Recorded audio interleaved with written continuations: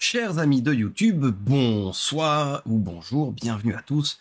Ça me fait très plaisir de vous recevoir dans un nouvel édito dans lequel je suis accompagné de Pierre Saliba et de Romain Rey. Bonsoir à vous deux. Hello. Bonsoir. Salut fait, Benjamin. ça me fait Ravi très plaisir, oui, de vous recevoir. Alors Romain, c'est une première, Pierre, un peu moins, puisqu'on avait eu l'occasion de faire un très long et très agréable promotion canapé. On avait pu un petit peu explorer justement l'individu, l'artisan derrière le projet. Ici, on est là justement pour parler un petit peu plus du projet, un peu plus en profondeur. Et évidemment, la collection Max Brown, donc projet qui est à l'heure actuelle en financement sur Game on Tabletop et pour jusque vendredi minuit, si j'ai bien compris. Jusque jeudi minuit, jusqu'à vendredi, mais effectivement, il reste 24 heures. Il reste, oui, c'est ça, il reste un gros 24 heures. Okay. Très bien. 26 en fait, je vois, voilà, 26 heures. Très bien. Donc on va juste avoir l'occasion d'un petit peu en parler, de découvrir un petit peu ça. Édité par 2D Sans Face, dont Romain est le représentant ici ce soir. Du coup, est-ce qu'on peut un petit peu peut-être, bon, Pierre, voir, toi, tu es l'auteur. Est-ce que tu as fait d'autres choses? Est-ce que tu as participé à d'autres pans de ce projet-là, à part juste le fait de tout créer? Alors, déjà, avant de répondre à ta question, je voudrais te remercier de m'accueillir et aussi souligner un truc important, c'est venir à ton édito, c'est un peu l'alpha et l'oméga de ce projet parce qu'on a commencé finalement, j'ai fait la première interview avec toi quand on a fait la promotion canapé et donc on termine à 24 heures de la fin. Je trouve que c'est une jolie encapsulation. Donc pour les viewers qui vont nous revoir, Merci normalement beaucoup. j'ai réglé mes problèmes de connexion internet. C'est vrai qu'on avait eu 2 ou 3 petits ratés. Voilà. C'était une alpha. Alors, voilà. Alors écoute, pour répondre maintenant à ta question de manière concise, oui. Donc je suis l'auteur de ce projet, mais je suis aussi en charge du développement, c'est-à-dire de toute la partie développement du produit. C'est-à-dire que en fait, non seulement je suis auteur, mais j'ai intégré la maison de Sans Face au même titre que Romain. Et je me suis occupé de la partie donc prendre des devis, conception, gestion de la finance, gestion animation du crowdfunding aussi. Je suis un peu l'homme orchestre derrière le projet. D'accord. Et du coup, Romain, toi, tu contribues à tout ça. Tu es aussi dans la maison d'édition, du coup, et tu fais de la relecture. Petit dernier. Ah. Ouais. Okay. Et quoi d'autre, du coup? Alors, si tu veux, moi, je suis le petit dernier du 2D Sans Face. Moi, j'y suis arrivé il y a moins d'une année. Donc, en soi, je suis plutôt l'apprenti de la maison pour l'instant. Donc, je sais pas faire grand-chose. Je sais partager mon enthousiasme et apporter des petites touches là où il faut, typiquement dans la relecture, dans les actual play et puis dans la communication un peu sur Internet. Ouais. Après, au niveau de l'édition, j'ai pas encore beaucoup d'expérience, malheureusement. J'espère que ça viendra. Bah écoute, oui. Que nenni, je n'y crois pas, nous dit Lilandril, évidemment. Évidemment. Mais écoute, dans tous les cas, la relecture elle-même, ça fait partie de ces métiers de l'ombre qui sont vraiment trop. On va dire que ça fait partie de ces métiers dont on se souvient quand il y a un problème, et pas avant. Voilà. C'est très bien dit. C'est vrai que si c'est bien fait, tu remarques pas que ça a été fait. Voilà. C'est ça en fait. C'est un métier, quand c'est bien fait, c'est transparent. Mais alors un truc hyper important, c'est que mon rôle à moi dans le développement du projet, c'est plutôt un rôle de coordination. Oui. C'est-à-dire c'est toujours comme ça, hein, c'est une équipe qui travaille et je suis pas Hideo Kojima, tu vois, je vais pas mettre mon nom à l'intégralité des postes de création du jeu. Et c'est vrai que Romain, alors tu as été très humble dans ta présentation, Romain, je pense que tu mérites mieux, hein. C'est chaud, merci.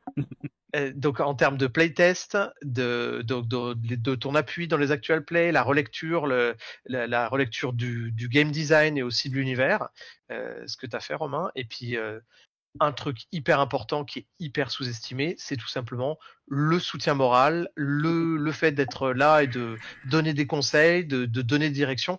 Tu sais, dans tous les projets, mais que ça soit éditorial ou moi je le vois dans ma vie professionnelle à côté, un binôme, c'est hyper important. Parce que dans un binôme, tu as toujours un navigateur et un conducteur. Le conducteur, il est le nez dans le guidon, il avance, il est dans la tactique, l'immédiateté. Et le navigateur, il a un peu de recul, il est dans la stratégie, la planification, il a plus une vue d'ensemble. C'est important d'être deux quand il y a un projet, quand il nécessite de l'action et de la réflexion, parce que c'est très difficile de faire les deux en même temps. Et ça permet d'éviter de spiraler. D'être tout seul et de dire punaise j'aurais dû faire ceci, faire cela, ça permet au moins d'avoir un feedback et d'avoir quelqu'un qui te fait arrête avec ton imposteur, arrête c'est super important en fait. C'est vraiment important. super Surtout important. que c'est une machine à laver, hein, un financement participatif, tu rentres dans le tambour et puis des fois c'est un peu comme un pilote de rallye, tu as besoin d'avoir le type à côté de toi qui dit ok le prochain virage force 3 à gauche et puis t'anticipes, c'est important, c'est pas négligeable, vraiment. C'est pas négligeable, surtout que c'est quoi, ça a été un mois pour toi, enfin pour vous autres. Il me semble qu'il y a eu pas loin de ça, à peu près un mois de financement, donc c'est un mois compliqué, d'autant plus que il y a du boulot, hors édition et hors jeu de rôle en fait. Il y a le boulot alimentaire sur le côté qui est venu ici pour nous mettre un petit peu ces vilaines papates pleines de doigts dans notre joli planning bien huilé, puisqu'on a dû reporter l'édito de 15 jours je crois quasiment. Donc voilà, on s'est adapté, hein, voilà, comme il faut. Mais c'est vrai que du coup, il y a aussi tout ça qui rentre en jeu. Il y a évidemment la vie personnelle, la vie de famille, etc., qui a aussi un petit peu d'importance. Il paraît. J'ai entendu dire, il paraît que c'est important. Mais donc voilà. Au milieu de tout ça, donc réussir à tenir un projet sur un mois. Alors sur une échelle de 1 à 10, à quel point vous êtes épuisés tous les deux là maintenant qu'on est à 24 heures, 26 heures de la fin? Romain, à toi l'honneur. Alors moi j'ai la chance de pas être celui qui est dans le guidon, donc je pense que c'est peut-être un petit peu moins épuisant pour moi, voire carrément moins épuisant. En fait, moi dès le moment où le lancement a été un peu envoyé, les postes étaient prévus, donc et puis c'est le reste de l'équipe un peu qui s'occupait de gérer ces postes-là et cette com-là. Du coup, en fait, moi, une fois passé le cap des 6000, j'en ai profité pour regarder un peu tout le monde agir, essouffler un petit coup, et puis me dire, c'est bon, c'est passé, on est chill, c'est bon, peu importe la suite. Ouais. Puis, du coup, je pense que Pierre chantera une autre chanson que moi, là. Non, mais en effet, pour moi, c'était dur. Donc, tu as dit de 1 à 10, 10 étant l'épuisement le plus total, la dépression. Ouais. Je pense que je pourrais faire un graphique de ça. Là, actuellement, je pense que je suis à 7, 6. Okay. Ça va. Ça redescend un ça peu. Va. Ouais, non, mais en fait, ça a redescendu un grand coup au début du financement. Parce que les premiers jours du financement, ça a démarré confortablement. On était à plus de 50% aux 24 heures, donc c'était très encourageant. On savait qu'on allait y arriver. Moi, la pression, elle est redescendue à ce moment-là. Si tu veux, au début de l'été, j'étais à 12 sur 10. Vraiment, j'étais au bord du... Non, franchement, j'étais au bord du burn-out. J'ai dû m'arrêter un moment parce que j'ai senti que je perdais pied. Donc, j'ai vraiment tout posé pendant 2-3 semaines et j'ai repris sereinement. Donc, j'étais en surchauffe. Après, j'ai rebossé et là, j'étais vraiment en mode hyper concentration entre 8 et 10 de tension. Et dès que le financement il a été lancé, je suis redescendu à 6-7. Ça aussi un peu parce qu'il y a des trucs à faire, il y a des petits bidules. Mais voilà, là, c'est plutôt confortable en fait. Hein, une fois que le financement, c'est pas le plus agréable de faire la promo comme ça. Moi, je trouve ça. Se vendre, c'est dur, hein. Ah, c'est de l'horreur. C'est horrible. Mais ça va. Disons que, étant donné que le projet est quasi prêt, en fait, il y a beaucoup de moins de stress, quoi. Oui, bien sûr. Bien sûr. Ben justement, du coup, on va un petit peu plonger dans ce projet et dans ses particularités. Qu'est-ce qu'il a d'unique? Moi, c'est vrai que quand j'en parlais, je mettais beaucoup en avant le fait que, au-delà de l'aspect jeu de rôle, j'ai quand même vu très rarement des jeux de rôle qui avaient des mécaniques qui empruntait au jeu de cartes à collectionner, un petit peu le deck building, c'est pas ce qu'on trouve le plus souvent dans le jeu de rôle. Il y en a, mais c'est quand même relativement minoritaire. Et surtout, c'est très souvent déconnecté du jeu de rôle. C'est comme si les mécanismes et l'univers n'étaient pas n'étaient pas en symbiose. Et là, il y a quelque chose d'assez intéressant. On va en parler un petit peu plus. Donc, outre cela, qu'est-ce que vous pouvez tous les deux me dire sur la collection Max Brown? Qu'est-ce que c'est que ce projet? C'est quoi l'elevator pitch en fait? On va dire ça comme ça. Je commence, Romain, et puis tu donnes ton expérience de playtester après. Donc effectivement, c'est pas commun, c'est même assez unique, j'ai envie de dire, et c'est tant mieux. C'est vraiment ce qu'on a voulu faire. Le jeu, la collection Max Brown, l'intitulé, c'est un jeu de rôle d'aventure horrifique en deck building, et c'est très important. Tous les éléments de cette phrase sont importants. Je trouve que il y a en apparence une décorrélation entre les deux, mais en réalité, comme j'ai pu le constater lors des différents playtests qu'on a fait, c'est deux engrenages différents. T'as le côté narratif et horrifique, qui est une roue crantée, et en fait, le deck building vient se caler sur cette roue crantée, et les deux s'activent mutuellement. Moi, j'ai vraiment pu le constater dans les actual play, quand les joueurs font du narratif, en fait, ils vont aller chercher dans la mécanique du deck building des inspirations, et quand ils sont en mode, tiens, on va jouer un peu stratégie et on va faire du deck building, et ben ça va attirer la narration et ça va attirer le fait de raconter une belle histoire. Donc, on a trouvé un bel équilibre, je trouve, entre le plaisir de la stratégie du deck building et puis tu sais, t'as ce petit frisson, c'est la carte que j'attendais, en plus les cartes tu les construis toi-même, donc il y a vraiment quelque chose de, c'est une collection.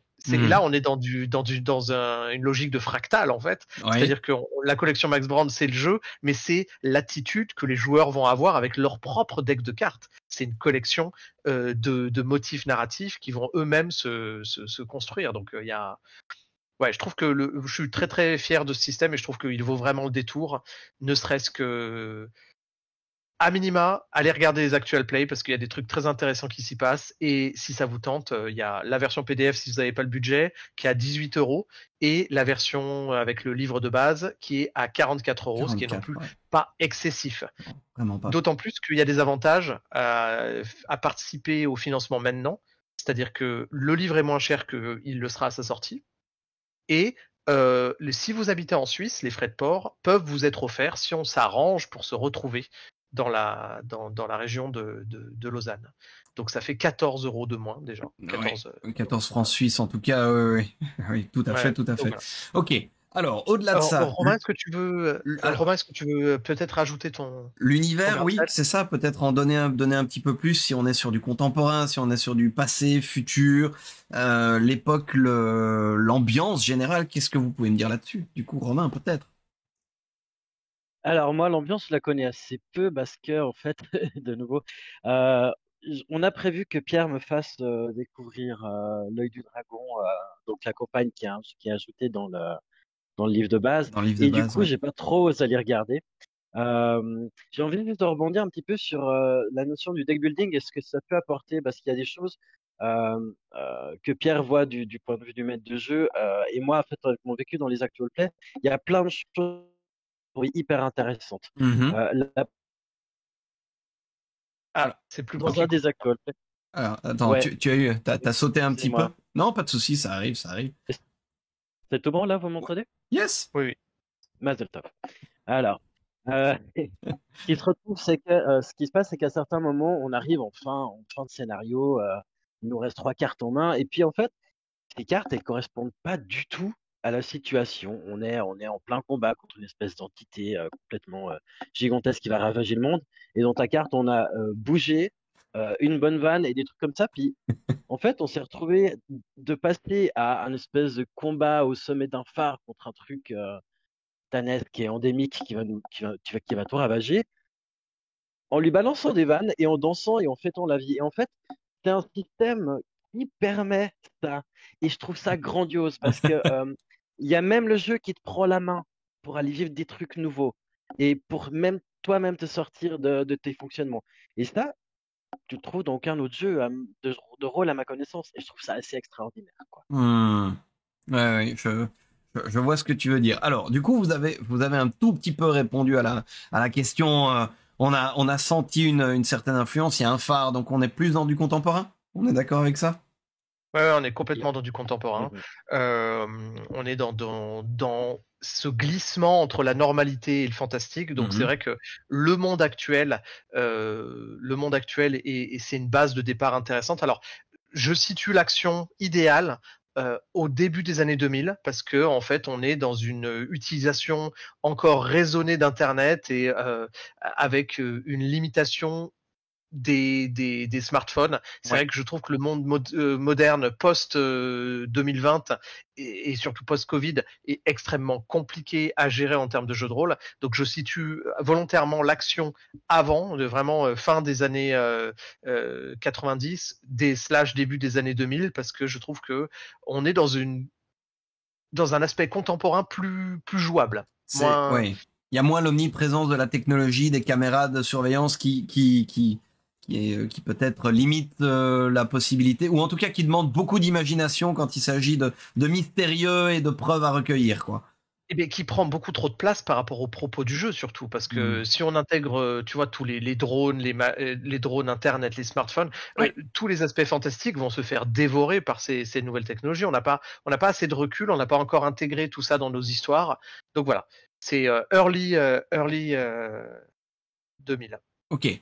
Donc on est fin 20e plus que début 21e, quoi. Tout à fait, tout à Ok. fait. Alors Ok. après, ça s'étale. Je veux dire, les scénarios, les différents scénarios qu'on a fait, il y en a qui sont un peu intemporels, il y en a qui sont très précisément placés en date. Je pense à Teenage Wasteland, que tu as joué aussi, Romain, qui se passe en 1994, strict, mais le Ouais. 4 avril 94, pour une raison bien précise. Ouais. Voilà. Donc l'univers contemporain, ce glissement vers le fantastique, l'univers comporte beaucoup de secrets, donc des secrets qui tournent autour de la mort, autour de la terreur que peut inspirer le fait de cesser d'exister, et des conséquences que pourrait avoir sur notre monde le fait de découvrir que les barrières de la mort peuvent être franchies, et qu'on peut aller dans les royaumes de la mort et en revenir. Donc voilà, c'est un espèce de proposition d'univers en se disant, et si c'était possible, qu'est-ce qui se passerait? D'accord. Voilà. Ok. Alors moi je me souviens. Alors c'est le côté pratique d'avoir eu le promotion canapé avant, c'est que moi j'ai des petites clochettes qui sonnent. On avait entre autres mentionné les Thanatonautes quand même, hein. Oui, tout à fait. En tout toute à fait. petite inspiration comme ça. Ouais. Et Il y a d'autres trucs, hein. Il y a Constantine, tu vois, le film plus que plus que le comique. ouais. Le film Constantine avec Keanu Reeves, que je trouve génial, qui a un côté très sombre, mais en même temps très pulp. Oui. Euh, Ouais, il y a complètement. il y a aussi cette espèce de notion d'autre monde. À un moment donné, il va en enfer physiquement et il en revient. Il y a un peu ce truc-là aussi. On peut retrouver ça. Ouais, oui, tout à fait. Et je passerai même sur les acteurs de l'ange Gabriel et de Satan qui sont tous les deux absolument incroyables. Enfin, bref, on va pas s'étaler sur Constantine parce que sinon ça va pas être possible. Mais il y a aussi juste une vanne, une vanne sur l'actrice qui joue Gabrielle, Tilda Swinton. Oui. Et j'ai lu un mème sur internet, je trouve génial, une photo de Tilda Swinton en ange Gabriel avec les ailes. Oui. Et le commentaire dit, bah voilà, c'est un des rares films où les FX n'ont pas été obligés d'enlever les ailes de Tilda Swinton au montage. Et c'est vrai. C'est vrai. Cette dame est un extraterrestre, un ange, une créature venue d'ailleurs. Ouais, dans le bon sens du terme. Elle a une structure de visage, quelque chose comme ça, qui est très, très, très, très particulier. Elle est fantastique. Elle est fantastique. Et en plus, c'est alors, peu de gens s'y intéressent, mais en fait, elle est d'origine noble. Et elle a complètement repoussé ses origines pour se lancer dans une carrière d'actrice. Voilà. Fantastique. Petit détail complètement inutile, donc indispensable. Au milieu de tout ça, Pierre, il y avait aussi le fait que la collection Max Brown, c'est éminemment personnel comme projet. C'est personnel, et je vais pas forcément m'attarder dessus parce que ce n'est pas que personnel. En fait, je pense que c'est un sujet tellement central, la peur de la mort, qu'en fait, ça peut être personnel pour tout le monde. Je pense que c'est hyper facile de s'approprier le thème et d'y mettre son propre vécu. Moi, évidemment, je l'ai écrit parce que j'ai des choses à exprimer et il y avait des choses à exorciser, mais vous n'allez pas lire un journal, un journal intime dégoulinant en lisant le jeu. Le projet est personnel, mais le livre est à vous. Bien quand sûr. vous en aurez fait l'acquisition, le livre, et raconte, c'est un jeu déjà, c'est un jeu fun. C'est pas parce que la thématique est grave que ça va être trop intello, trop prise de tête. C'est un jeu qui est fait pour vraiment s'amuser, Pour créer s'amuser. des émotions, vivre des aventures. C'est ça, le but, c'est des aventures horrifiques. C'est pas, il s'agit pas de pleurnicher sur son sort ou de gloser sur de la philosophie pendant des heures, Bien ou entendu. d'entendre l'auteur parler de ses problèmes. C'est pas ça non plus. C'est absolument pas ça. De fait, c'est pas une psychothérapie. Par contre, Pas du tout. la genèse du projet vient de voyages que tu as fait. Alors, la genèse, mais je pense que c'est tous les projets pareils, la genèse et la façon dont le projet s'est construit, là, moi, ça m'a permis d'expulser des trucs, mais c'est pas quelque chose qui doit se ressentir dans le livre, ça c'est évident, quoi. Non. La genèse, notamment de la campagne est inspirée destination après destination d'un voyage que j'ai réellement fait. Et certains personnages non joueurs de la campagne sont des personnages réels, en fait. Voilà. Sont des vraies personnes que j'ai rencontrées. Donc ça, voilà, je connais beaucoup de gens qui, quand ils partent en vacances, en voyage, reviennent et disent, ah mais attends, maintenant c'est bon, j'ai des idées de scénar. J'ai été visiter des endroits, voilà. Ici, c'est limite un jeu et une campagne qui sont nés d'un long voyage que t'as fait. Donc Exactement. c'est du coup, j'ai envie de dire, il y a probablement des descriptions, que ce soit de lieux ou de personnes, qui ont parfois ce petit côté tellement réaliste qu'on a envie de demander au maître de jeu si effectivement il a été sur place. Ben ici, c'est le cas. Voilà. C'est le cas, et je pense que c'est bien parce que ça amène pas mal d'authenticité en réalité sur la proposition.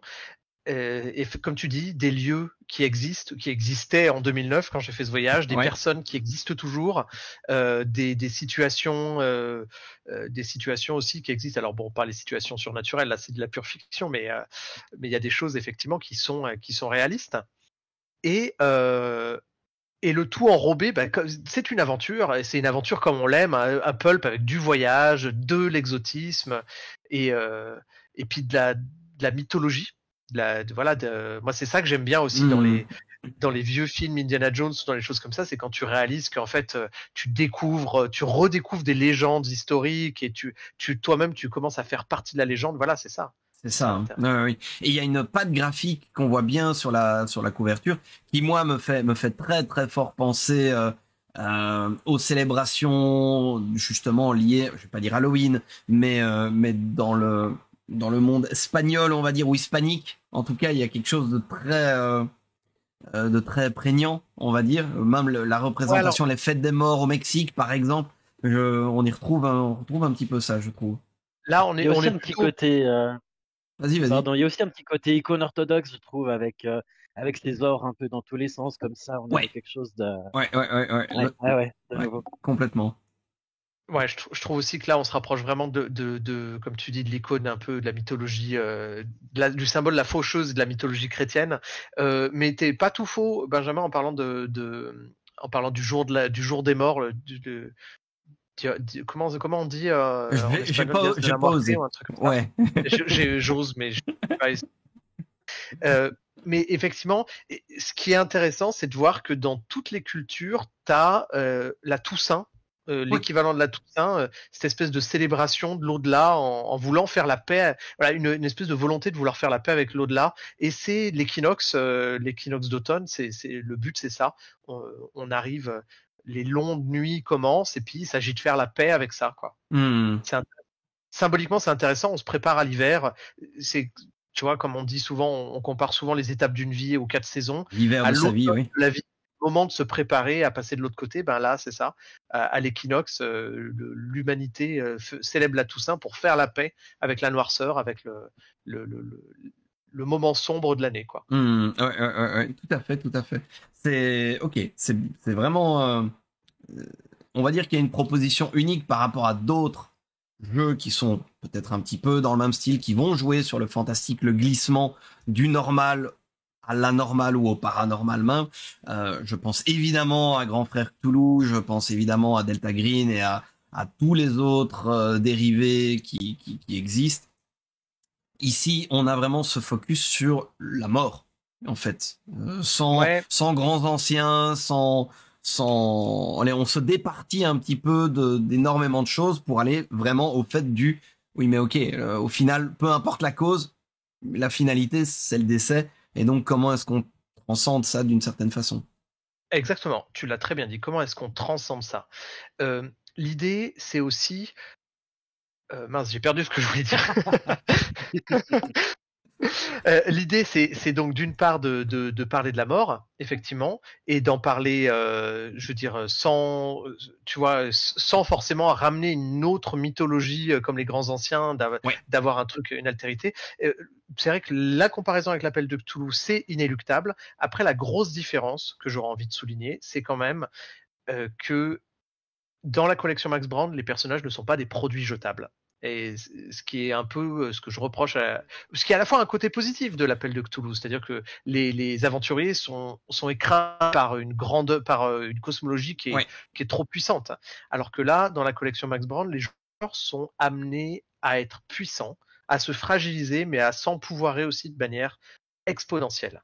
Donc on opère ce glissement. Donc le but c'est vraiment de garder. En plus comme il y a le côté deck building, il y a un côté un peu, tu vois, on veut conserver, on veut sauvegarder son personnage. Son personnage, Donc, complètement.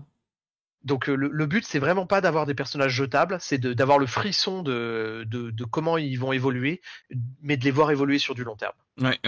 Sachant en plus, effectivement, Lilandril soulève ça, que le financement a commencé un vendredi 13 et, Yes. se termine en octobre, qui traditionnellement n'est pas du tout un mois qui est lié. Non, c'est beau. Hein. Voilà. On a passé l'équinoxe, on n'ira pas jusqu'à Halloween. Donc, Non. pour rappeler un peu les chiffres, le financement se termine donc le vendredi 4 octobre. Néanmoins, on va ouvrir un late pledge autour d'Octogone. Ok. Autour d'Octogone. Parce que comme moi, l'équipe de Descend Face, on sera à Octogone. Toi D'accord. aussi, Romain. Hein. Nope, moi je ne viendrai pas cette fois. Toi, tu viendras pas à Octogone, ok. Mais alors, il y aura quand même des membres de l'équipe de Descend face à Octogone. On va faire des parties d'initiation et donc, pour Excellent. l'occasion, on rouvrira, mais juste pour quelques jours, juste la fenêtre, le jour du début, puis peut-être 2 jours après Octogone, on rouvrira. C'est ça, oui. Ça, c'est bien. Bah, du coup, on pourra se croiser sur place parce que je serai là, moi aussi. Avec voilà. plaisir. Donc on aura l'occasion d'aller boire un verre. Ce sera. Ah ouais, avec grand plaisir. Ouais. Alors tu dis ça, mais en fait t'auras pas une seconde à toi pour le faire. Mais... Non, je pense que c'est bien. Non, je pense qu'il y aura pas de problème pour aller boire un verre. Moi, j'ai prévu des parties d'initiation, des parties courtes, pas des parties de 4 heures, parce que c'est pas gérable, quoi. Oui, non, bien sûr. Partie de 2 heures du coup que vous allez mettre en place. Même pas. Non, même moins. Plus courte que ça. Une demi-heure, 1 heure. Oui, d'accord. Alors, Romain peut-être peut expliquer qu'on a fait un festival là, pour le lancement du financement. On a fait des parties qui étaient 10 minutes, des parties d'initiation 10 minutes. Je te laisse expliquer, Romain. Peut-être j'ai déjà parlé. Alors c'était au festival Arcana, donc à Morges, et puis en fait Pierre a réussi à se dégoter un petit coin magique dans une yourte un peu perdue à l'écart comme ça. Et puis vraiment on était posés autour d'une table et puis il expliquait vraiment les règles de base en fait sont très simples. Donc en 2 à 5 minutes c'est posé et puis après il nous fait jouer. On a été chercher un flambeau dans une tempête et puis on est revenu puis voilà, le tour était fait mais on avait pu goûter le truc quoi. Et ça prenait. Déjà là, ça prenait. Ok. Donc déjà en 10 minutes, les gens sont plongés dedans, les gens... ouais. On avait prévu un scénario aussi à baser sur un truc qu'on avait joué au studio KD2. Donc c'est une espèce de scénario où il y a des bikers, chasseurs de vampires, un mélange entre Son of Anarchy et Vampire de Carpenter. Ouais.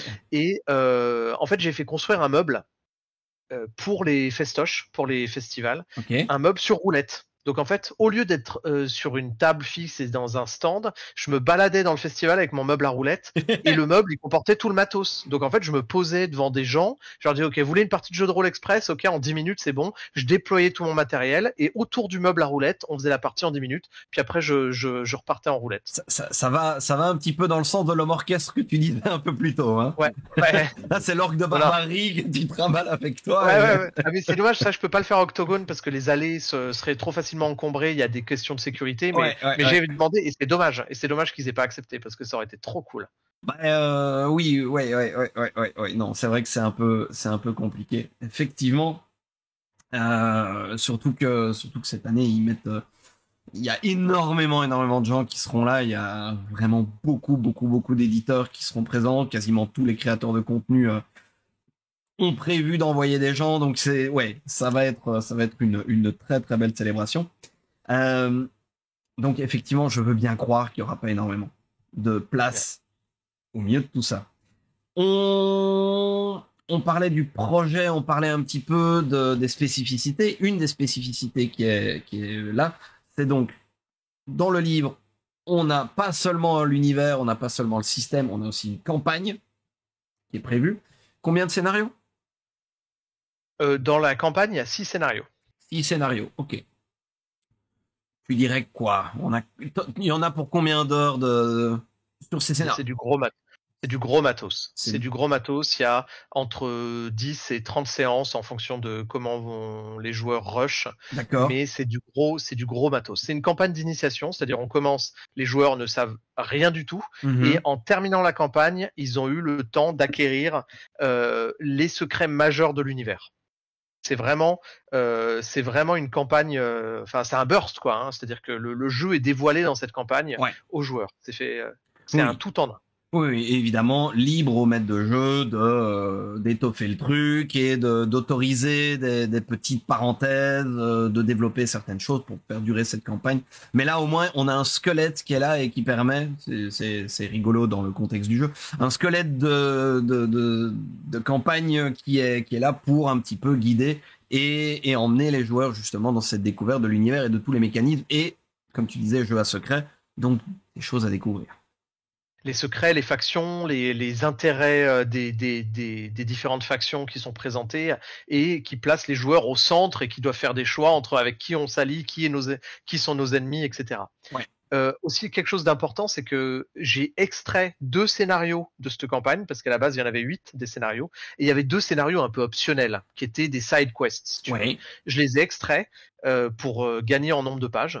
Oui. Mais ces scénarios seront quand même proposés à la vente en PDF, et si on atteint le palier de 9000, il y en aura un qui sera offert aux souscripteurs. D'accord, ok. Un scénario qui s'appelle Le Palais d'hiver, qui se passe à Saint-Pétersbourg, dans le musée de l'Ermitage. Et il se passe des choses étranges. Il se passe des choses étranges dans le musée de l'Ermitage, crois-moi. D'accord.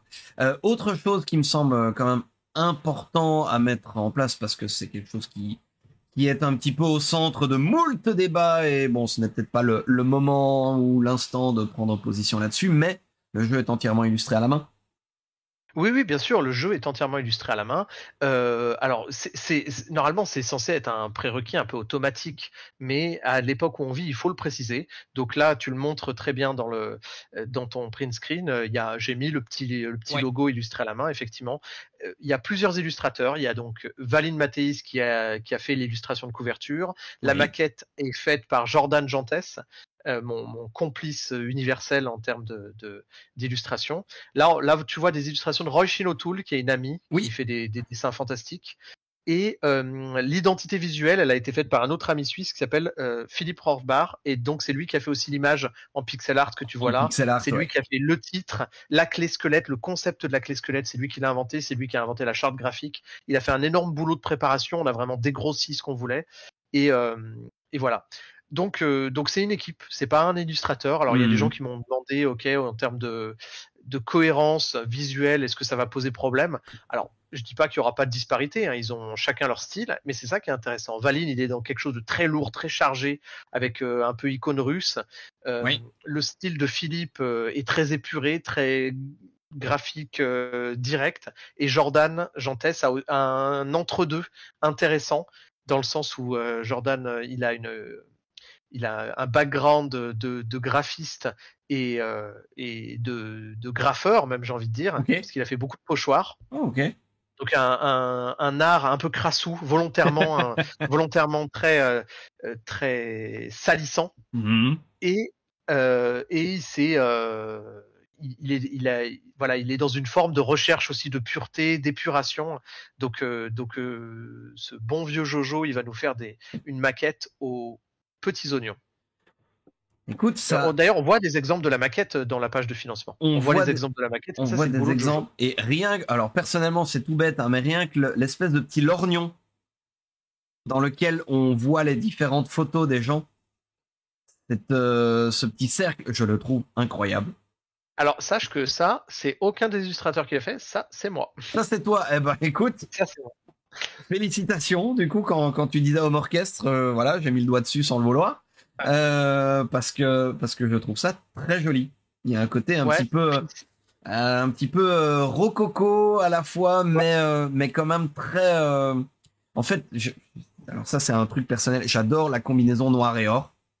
Ouais. Et donc je trouve que ça peut à la fois être rococo et très noble dans son alliage. Donc je trouve que ça donne bien. Avec un petit côté crassou, ouais. Donc oui, non, ça va bien. Ça va être chouette. Pour aussi peut-être parler un peu, là on parlait de la maquette, un truc important, c'est que ça sera donc un livre de 250 pages, couverture rigide, ça c'était hyper important pour moi, je voulais un truc vraiment, un bel objet que tu as en main et qui a de la texture. Et qui tient les années. Ouais, et qui donc couverture rigide et dos cousu pour qu'il puisse s'ouvrir et rester ouvert avec aisance et en vieillissant bien. Ça sera pas de la quadrichromie, l'intérieur, ça sera de la bichromie. Donc voilà. Et le truc important aussi à dire, c'est que le papier, ça sera un papier donc à 90 grammes par mètre carré et pas un papier glacé. Donc alors, pour les néophytes, qu'est-ce que ça veut dire, tous charabia, 90 grammes par mètre carré, c'est l'épaisseur du papier. Donc c'est un papier relativement standard, on va pas chercher quelque chose, ça sera pas des planches, et c'est pas non plus, enfin c'est un papier standard, 90 grammes. Et par contre, un papier offset, à l'inverse d'un papier glacé, c'est que c'est un papier qui sera mat, qui aura un peu de texture, et surtout comme il y a des gros aplats noirs, c'est pas un papier où quand vous allez poser vos doigts dessus, on va voir les marques de doigts. On va voir les marques. Je supporte pas. Parce que le papier glacé en noir et blanc, c'est effectivement, ça te fait des grosses traces bien grasses. Et du coup, pour peu que tu sois comme moi, tu passes ton temps à essayer de tout nettoyer, c'est l'horreur. Non, ça va pas. Mes névroses me remercient. Du coup. Et ça sera de la bichromie. C'est-à-dire impression noire et cette espèce de beige or. Voilà. Ouais, qu'on voit en encadré effectivement à certains endroits avec des frises, etc. Donc ouais, on a pas mal de petits exemples et un rappel du coup du noir et or dont on parlait un petit peu. Exactement. Du coup, en termes de pure contrepartie, on a donc 18 € pour le PDF. Oui. Pour ceux qui veulent profiter à moindre coût, et surtout il y a ce petit problème des frais de port malheureusement qui est incontournable. Le PDF permet quand même, si on n'est pas attaché au livre physique, justement d'éviter ça. Sinon 44 € et là on a le livre en physique plus le PDF. Oui, tout à fait. Ça, PDF offert. Ça c'est alors que pas mal, ouais. C'est aussi un avantage aux souscripteurs, hein, parce qu'après, il faut bien vous dire que le livre sera achetable comme ça et le PDF sera achetable comme ça, mais ça sera deux produits différents. Ouais. Il y a les deux. Ouais, tout à fait. Alors, on a également encore, il reste 5 exemplaires qui en plus permettraient de figurer dans les annales. Dans la collection Max Brown, oui, tout à fait. Et puis d'avoir accès en avant-première aussi au PDF quand on sera voilà, c'est-à-dire c'est permet d'accéder à un peu un statut de souscripteur premium qui aura un peu son mot à dire sur la maquette finale avant qu'on parte en impression. Ouais. Je sais qu'il y a des gens qui aiment bien voilà, avoir ce regard-là juste avant. Puis c'est une façon de montrer aussi qu'on a avancé, quoi. Tout à fait. Et alors, il reste 3 petites places pour un petit cadeau que je vois très rarement, beaucoup trop rarement, parce que à mon petit cœur personnel, j'ai l'impression que c'est quelque chose qui est vraiment extraordinaire, qui permet de non seulement prendre possession du livre en version physique, mais aussi en PDF, et en plus d'avoir une partie en ligne avec l'auteur. Et exactement. Ça c'est quand même pas rien. C'est Moi, je trouve ça incroyable et c'est si le fait d'être créateur de contenu permet une petite chose, c'est justement ce petit luxe-là. Je prends toujours cette comparaison du fait que tout le monde a déjà entendu la 9e de Beethoven, mais personne ne sait comment est-ce que lui l'aurait interprété.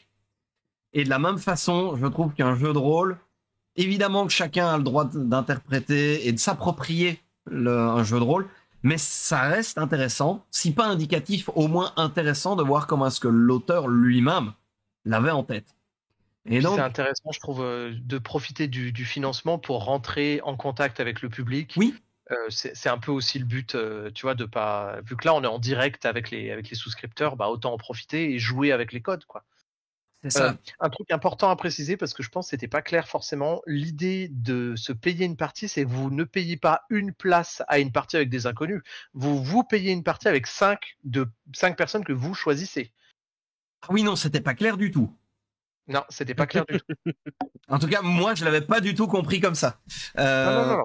Alors, c'est des parties en ligne, mais ça veut dire que les 3 places qui restent, c'est 3 parties de 5 personnes. Donc, en fait, il y a 15 joueurs potentiels qui peuvent envisager. C'est ça. Donc, s'il y a une personne qui prend ça, c'est juste, il bloque une date, il invite 4 personnes qu'il veut et il te les inflige pendant une soirée. Exactement, c'est ça. Donc, il prend les pires personnes trouvables et tu vas être obligé de faire avec. Alors jusqu'à présent, j'ai discuté. Il y a déjà 7 contreparties qui sont parties, qui sont finies, et j'ai eu l'occasion de discuter avec les 7 personnes. Et puis en fait, il y a des amis, il y a des gens que je connais peu, mais la plupart, je pense que là, j'ai pas trop de soucis à me faire pour le moment. Mais effectivement, il peut arriver des espèces de psychopathes qui payent 150 et qui me ruinent, quoi. Bon, après, ma foi, si les gens ont 150 € à perdre pour venir embêter un pauvre auteur, ma foi. Non. Écoute, je dirais pour mettre un peu de challenge et pisser les choses, je n'encourage pas à faire ça, attention. Non, moi non si vous plus, le faites, si vous le faites, sympa. Ne dites pas que vous venez de ma part, s'il vous plaît. Alors, un truc à préciser aussi, c'est on m'a beaucoup parlé des cartes, parce qu'effectivement, ça serait une partie en ligne. Est-ce que le jeu existe sous forme VTT, genre Foundry? La réponse est non, pas encore. C'était un palier qu'on avait prévu beaucoup plus haut, mais on l'atteindra vraisemblablement pas d'ici 24 heures.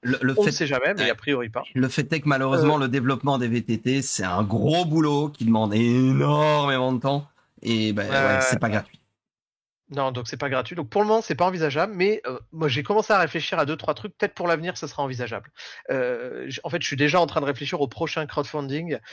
Comment on peut faire, parce que les scénarios que j'ai écrits, moi j'aimerais bien éventuellement les proposer à la vente. Et pourquoi pas faire un autre financement d'ici 1 an avec des scénarios où on peut reacheter le livre de base, et là peut-être on arrive à débloquer le paquet de cartes. Bon, c'est la musique d'avenir, ça on en parle. D'accord. Mais justement, j'allais te demander si la collection Max Brown, c'est un livre ou c'est une gamme?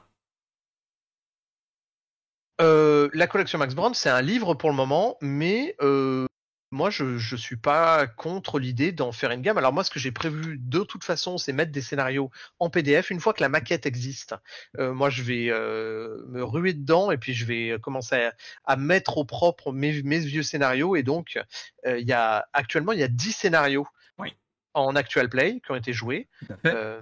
Et il y en a 2 de plus, je t'ai dit, qui ont été extraits de la campagne de base, et il y en a 2 de plus que j'ai pas encore, non 3 de plus que j'ai pas encore joué, que je jouerai au Studio KD2. Donc ça fait une quinzaine de scénarios en tout qui demandent qu'à être en forme. Donc voilà. Donc on n'est pas à l'abri d'un supplément de.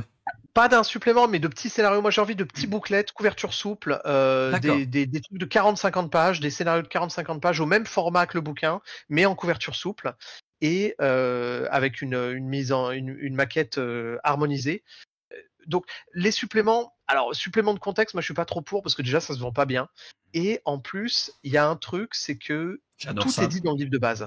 Oui. Mais le problème, c'est que c'est un monde contemporain. Oui. Et on a pris le parti que le livre de base révèle tous les secrets, donc on va pas faire un truc, on va pas faire un guide du maître ou un truc comme ça. Par contre, des scénarios, voilà, des aventures, et même, j'ai envie de dire, une espèce de chronique, parce que les différents scénarios que j'ai joués au studio 4D2, ils se suivent en fait en quelque sorte. Ils racontent une méta-histoire Donc on pourrait en faire quelque chose.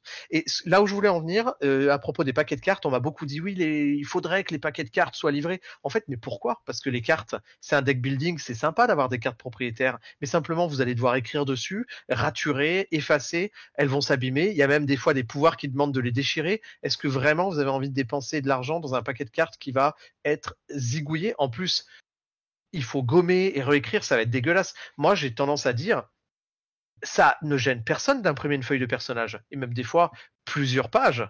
Là, en fait, chaque joueur a environ 10 cartes. C'est 2 feuilles A4 à imprimer. C'est pas la mort.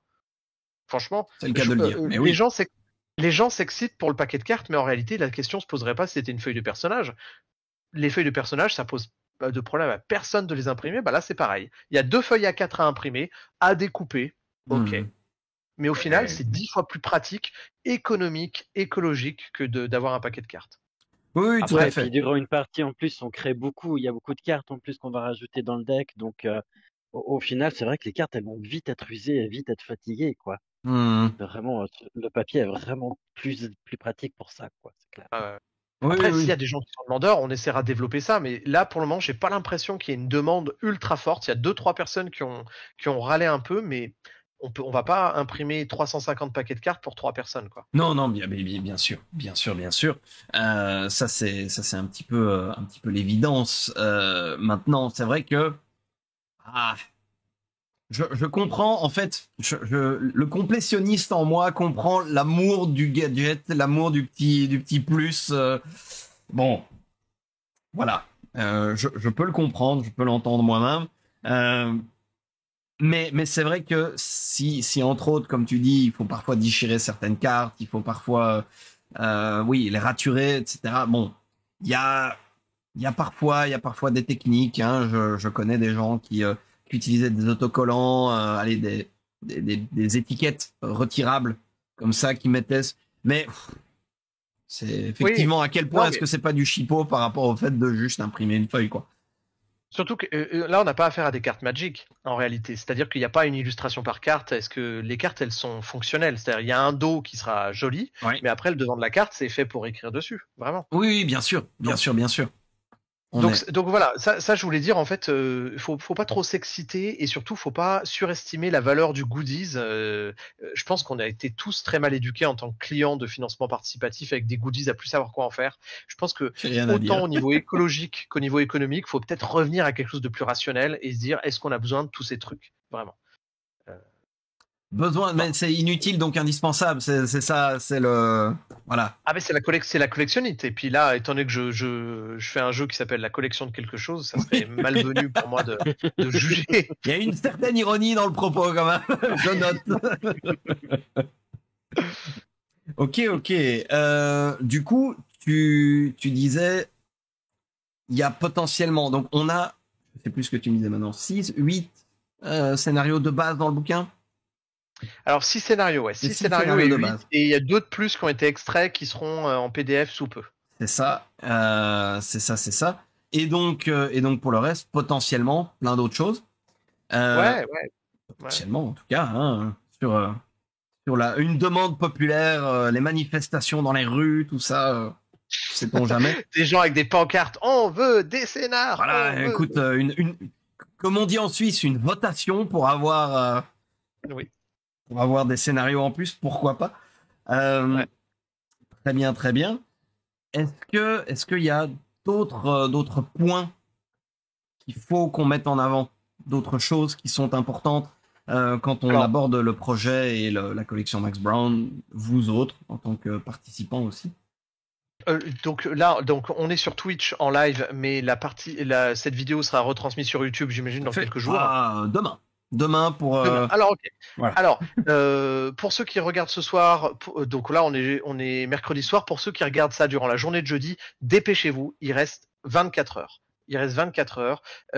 Les avantages sont énormes de participer au financement. Déjà parce que peut-être on va débloquer le scénario offert à tous les souscripteurs. Donc que vous ayez pris un early bird ou pas, le scénario serait offert en PDF. c'est aussi le moyen d'avoir le jeu, parce qu'on est à une petite maison d'édition, on n'est pas distribué partout.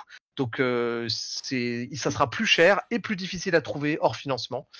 En plus, si vous achetez un livre, là, vous avez le PDF offert. Enfin, il y a tout plein d'avantages. Il faut participer maintenant. Ça sert à rien de vouloir attendre d'être en boutique parce qu'on sera pas en boutique. Oui, vous serez malheureusement peu, comme beaucoup de petits éditeurs, Voilà. malheureusement. Ou alors, faut nous trouver sur les salons. Viendez à Octogone 2025. Comment ça s'appelle le truc en Belgique avec les dragons hein. J'ai jamais été. Hein. Les légendes de dragons, j'ai jamais été, mais peut-être cette année j'irai. Troll et légendes, ouais. Troll et légendes. Troll et légendes, ouais. Il y a ça, éventuellement les Utopiales, peut-être, si vous allez à Nantes. Alors, pas aux Utopiales. Ok. Il y a quoi? Il y a Kaisenberg, peut-être. Ouais, Kaisersberg. Ouais, alors bon, moi je vais que à Octogone parce que c'est pas loin de chez moi, mais peut-être cette année avec étant donné que j'aurai un produit à vendre, peut-être je vais en faire plus. Donc voilà, du moment qu'il y a le jeu qui a sorti, on ira dans plus de salons, mais mine de rien, c'est plus simple de l'acheter maintenant pendant le financement. En plus, il est quasiment fini, vous n'aurez pas vraiment à attendre longtemps.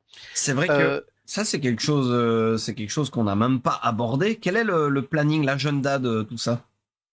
Alors, l'agenda, moi j'ai été très pessimiste dans l'agenda. J'ai prévu qu'il sera livré en juin 2025. En réalité, on va vraiment essayer d'accélérer parce que moi j'ai vraiment peur du gap qui se situe entre la fin du financement et la livraison, parce que c'est un piège dans lequel beaucoup d'éditeurs sont tombés. Ouais. Si le gap est trop grand, les prix évoluent et on n'est plus dans du réalisme. Ouais. Donc, moi, à la fin du financement, maquette, illustration, relecture et production directement.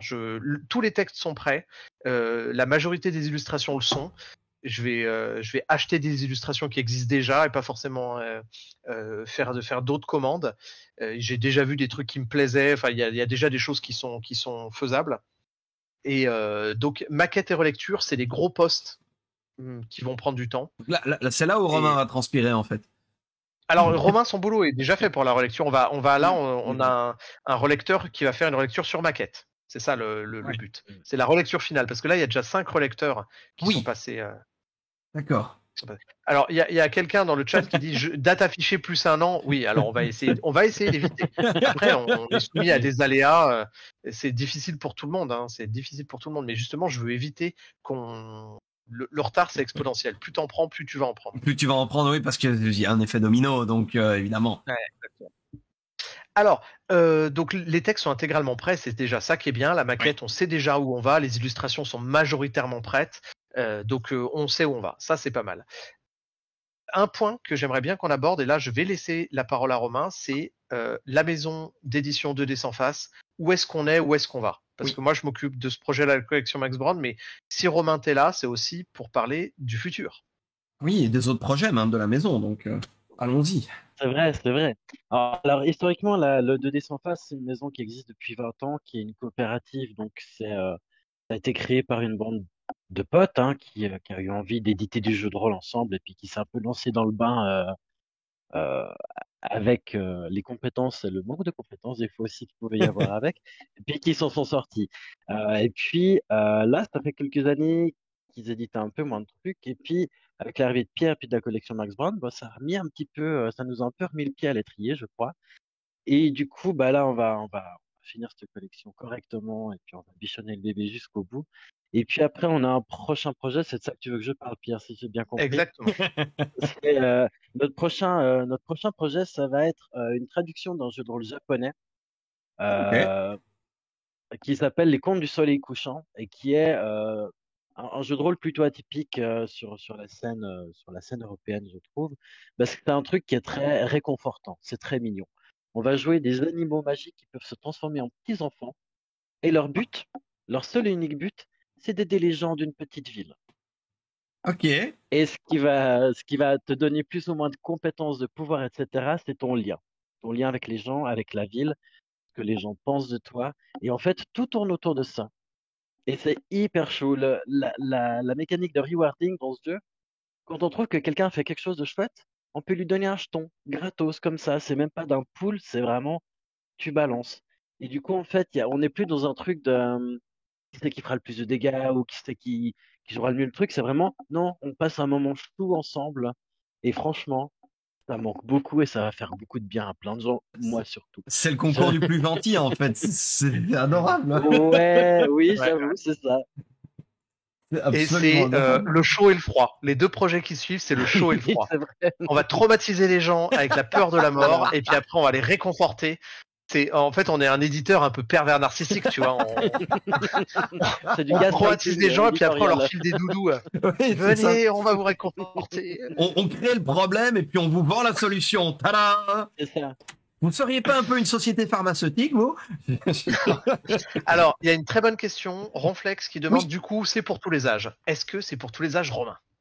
Alors, c'est pas designé pour tous les âges, non, en fait. C'est designé comme un jeu de rôle adulte, malgré tout.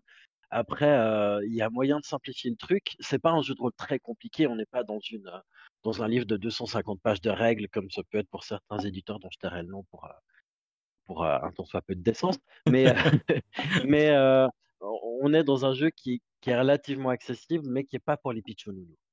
Voilà. Ok. Donc, quand même, une certaine maturité, ne serait-ce que pour la compréhension des règles, on va dire. Ouais, c'est ça. J'imagine. Et puis, ouais, c'est ça. Tu peux pas. Moi, alors peut-être pas tous les tout petits, mais on peut quand même mettre une limite d'âge. Je sais pas ce qu'il y a quelque chose déjà d'officiel, mais moi, de la lecture que j'en avais fait, Romain, il me semblait que le jeu était quand même adapté pour les 8-10, quoi. Ouais, alors oui. Alors on peut sur du 8-10, mais tu sais, c'est un peu comme les jeux 8-10. Il faut qu'il y ait un adulte qui accompagne et puis qui explique. Clairement, clairement. Mais ouais, tout à fait, oui. Parce que c'est un jeu quand même sur la bienveillance. Les personnages joueurs, ils jouent des espèces d'animaux magiques qui savent se transformer en humains. En plus, c'est génial parce que les règles, ils expliquent vraiment chaque animal et ses propres spécialités et tout. Mhm. Et le but, c'est de résoudre des petits problèmes. Et donc, je pense que moi, j'aime bien ce côté intergénérationnel Ouais. du fait que Mhm. les adultes vont accompagner les enfants dans une quête un peu initiatique et peut-être ça peut amener les enfants à parler de leurs propres problèmes et ce genre de choses. Donc moi je le verrais bien pour enfants, mais avec encadrant adulte comme dans beaucoup de jeux de Ouais. rôle pour enfants d'ailleurs. Ouais. Si tu veux, moi, le propos que je défendais plutôt, c'est que des adultes pourraient aussi s'y retrouver au niveau Oui. de la qualité de jeu. Tu vois, c'est plutôt ça mon parti pris. C'est que c'est pas trop chouki et trop simple d'accès non plus. Oui, Oui, c'est Voilà, ça. Ça peut on est être, dans l'entre-deux. ça peut être simple sans être simpliste, en fait. Tout à fait. Voilà. C'est ça la beauté. On va dire ça. Et effectivement, c'est vrai qu'on est quand même sur une thématique qui le rend accessible et qui permet d'être sur quelque chose qui va pas. On n'est pas sur du type 2 comme on dit en Belgique. On n'est pas sur des choses qui peuvent être problématiques, qui abordent des thématiques rudes, qui mettent dans des états émotionnels qui peuvent nécessiter une white room, etc. Là, on est vraiment sur quelque chose de plutôt tranquille et qui promeut certaines valeurs qui sont plutôt choues, en fait. Voilà, tout simplement. Alors en fait, je vais te détromper parce qu'on peut je suis désolé, hein, mais Non, on mais peut tout à fait aborder des thématiques. alors, On peut aborder la thématique de la mort aussi, mais du coup d'un côté plus intimiste, direct et concret. On peut. ce qu'il y a, c'est que évidemment, on peut, mais c'est pas Ouais. partie prenante. C'est pas, tu peux pas Non, jouer tout à à fait. Cyberpunk sans avoir cet aspect-là dans l'univers. Par Oui, contre, je vois. voilà, tu Oui, peux ok. désynchroniser ça. Effectivement, mais tu fais bien de le dire. Oui, évidemment, tu peux aider quelqu'un à. Dans toute la mécanique, la mission pourrait être, oui, d'aider quelqu'un qui a besoin d'aide, mais après il a besoin d'aide. Pourquoi? Et là, Non, on peut explorer des choses peut-être un petit peu et puis plus c'est là sombres. qu'il peut y Mais avoir, il peut y le avoir des jeu trucs s'y prête des très sujets assez bien. tendus. Ouais, Comme tu vois, on peut aborder le harcèlement, on peut aborder les pensées noires, on tout peut à fait. aborder des choses de l'enfance qui sont réelles, mais pas forcément qui sont un peu tabous, quoi. Oui, et de l'adolescence, et Ronflex qui dit je pensais pour faire de l'initiation avec des associations, effectivement. Et oui, de l'initiation, effectivement, ça pourrait être quelque chose de très très très positif. Mais là on se rapproche d'une thématique qui m'est chère aussi, c'est le serious gaming, et c'est à quel point est-ce que le jeu de rôle doit sortir de son carcan ludico-ludique pour peut-être parfois aussi trouver des utilités dans les entreprises, dans les écoles, etc. N'en Romain, déplaise question. certains. Question par au soleil couchant, est-ce qu'il y a des épées custom dans le jeu? Absolument pas. et, et en fait, la question est volontairement stupide, mais c'est parce que je pense qu'on a là, ce que je disais, hein, les deux projets, Collection Max Brown et Conte du Soleil Couchant, on a vraiment le chaud et le froid, mais il y a quand même un fil rouge, et je pense que ça doit être assumé comme la marque de fabrique de 2D sans face. On a une recherche d'une proposition ludique originale, dans les deux cas. Ouais. Un système de jeu original, vraiment une proposition qui est intéressante et qui est pas générique. Je pense que nous, on n'est pas un éditeur, on n'est pas une grosse maison d'édition, on n'est pas dans quelque chose qui peut être considéré comme une grosse machine de guerre où on va chercher à générer du profit. La plupart d'entre nous ne vivent pas du tout de ça, même ont des activités complètement annexes et complètement différenciées de ça. Donc ça nous permet aussi d'avoir une certaine liberté de création et de se focaliser sur les projets de cœur. Donc, oui, tout à fait. 2D sans face doit être reconnu, la renaissance de 2D sans face doit être reconnue, c'est dans ce qu'il a toujours caractérisé, la recherche de l'originalité, de l'authenticité et de propositions ludiques qui sont malines. Maline. C'est si bien dit, Pierre. Maline. Des génies du mal. Très bien. Mais écoutez, fantastique. Est-ce que du coup, on a fait le tour? Est-ce qu'on a oublié des choses? Je préfère vous demander, hein, parce qu'il y a plus dans 3 cerveaux que dans le mien. Seul. Non. Allez regarder les actual play, allez jeter un œil à la page de financement. Les actual play, il y en a plein sur la chaîne du Studio 4D2. Studio 4D2, les copains. Il y a un dernier truc dont on doit parler, c'est un actual play, nous 3, plus une autre personne. Tout à fait. On a quelque chose qui est, voilà, on doit faire ça. Alors on va essayer de caler ça sur le mois d'octobre, mais on va essayer d'effectivement se trouver une date. Entre Octogone et tout le reste. Ouais. On va essayer. En tout cas, c'est quelque chose qui va se faire. La date reste à déterminer, mais donc on se reverra bientôt tous les 3. Ouais. Et tout à fait. Histoire d'effectivement de découvrir un petit peu l'aspect justement carte et le deck building et le côté et ce côté-là. Ce serait intéressant si on arrive à faire ça avant Octogone pour que les gens qui le voient et qui aiment bien puissent souscrire durant la réouverture d'Octogone. Ce serait, voilà, on va essayer je vais essayer de me botter le derrière et de trouver ce qu'il faut en termes de date. Donc, de toute façon, si c'est après Octogone, c'est pas si grave. Hein. Il y aura des occasions l'important c'est de jouer et puis de montrer aux gens après si. Bien entendu, on est bien d'accord. Mais dans tous les cas, pour tous ceux qui veulent se faire une petite idée, vous avez toutes les vidéos chez les copains de Studio 4D2. Voilà, tous les liens seront mis en description de la vidéo. Que ce soit le lien pour le financement participatif, le Linktree de notre ami Pierre ou les vidéos de Studio 4D2, tout sera en description. Voilà. Si on a fait le tour, chers amis, je vous remercie du coup du temps qu'on a passé ensemble et du temps que vous m'avez accordé pour ça. Voilà. J'ai grand hâte de vous croiser, qui à Octogone, qui en jeu pour se traumatiser mutuellement. Visiblement. Oui, il faut peut-être préciser un dernier truc, c'est aussi comment joindre Romain.